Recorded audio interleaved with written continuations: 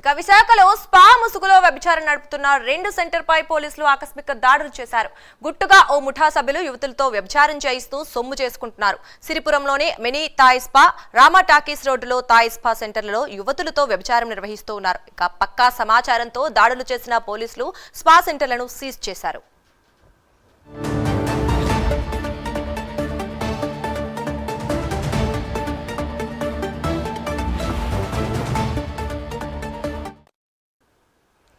ఇక ఇదే అంశానికి సంబంధించి మరింత సమాచారం మా కరెస్పాండెంట్ చంద్రశేఖర్ లైవ్ లో అందిస్తారు.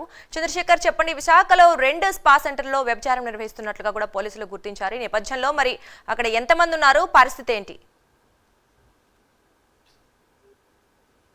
విశాఖ జిల్లాలో విశాఖ సిటీ పరిధిలో ఉన్నటువంటి స్పా కేంద్రాలపైన పోలీసులు అయితే ముమ్మర దాడులు చేసిన పరిస్థితి కనిపిస్తుంది. ప్రధానంగా స్పా కేంద్రాల ముసుగులో ఏదైతే అక్కడ వ్యభిచారం నడిపిస్తున్నారంటూ కూడా పోలీసులకు వచ్చినటువంటి సమాచారం ఏదైతే ఉందో సమాచారం ఆధారంగా అక్కడికి వెళ్ళినటువంటి టాస్క్ ఫోర్స్ పోలీసులు యువతులతో పాటు విటులను కూడా అదుపులోకి తీసుకోవడం జరిగింది. దాదాపు 2 యువతులతో పాటు 4 విటులను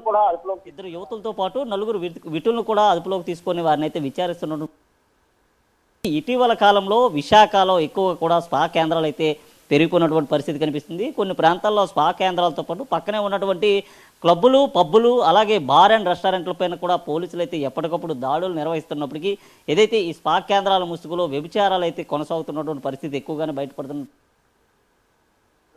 దాడులు చేసినప్పుడు కూడా ఇప్పటికీ కూడా మరికొన్ని స్పా కేంద్రాల్లో కూడా ఇటువంటి అసాంఘిక కార్యకలాపాలు ఎక్కువగా కొనసాగుతున్నటువంటి ఆ పరిస్థితి అయితే ఉందని చెప్పుకోవాలి. ముఖ్యంగా చూసుకుంటే విశాఖ పరిస్థితి అభివృద్ధి రాజధానిగా కూడా ముందుకు వెళ్తున్నటువంటి నేపథ్యంలో ఏదైతే విశాఖలో ఇటీవల కాలంలో పుట్టగొడుగులా పుట్టుకొచ్చినటువంటి స్పా కేంద్రాలు ఏవైతే ఉన్నాయో ఈ స్పా కేంద్రాలపైన ఎప్పటికప్పుడే పోలీసులు కానీ ఆ సోదాలు చేసినా లేదా వాటికి సంబంధించినటువంటి ఆ పత్రాలు ఉన్నాయా లేదనేది కూడా తనిఖీలు చేస్తే ఇటువంటి అసాంఘిక కార్యకలాపాలు మరిన్ని బయటకు వచ్చేటటువంటి పరిస్థితి అయితే ఉందంటూ కూడా విశాఖ వాసులంతా చెప్పిన పరిస్థితి కనిపిస్తుంది. అయితే గతంలో ఎన్నడూ లేనటువంటి విధంగా కూడా ఇటీవల కాలంలోనే విశాఖలో ఎక్కడికక్కడే కూడా స్పా కేంద్రాలు ఏర్పాటు చేయడం, ఈ స్పా కేంద్రాల ద్వారా ఏదైతే వ్యభిచారానికి సంబంధించినటువంటి ఆ కార్యకలాపాలు, అసాంఘిక కార్యకలాపాలు కూడా ఎక్కువగా కొనసాగుతున్న పరిస్థితి ఉంది. మొన్న మధ్యకాలంలో చూసుకుంటే దాదాపు ఒక 10 రోజుల క్రితం విశాఖలోనే పెద్ద ఎత్తున కూడా కొకైన్ కూడా పట్టుబడినటువంటి పరిస్థితి ఉంది.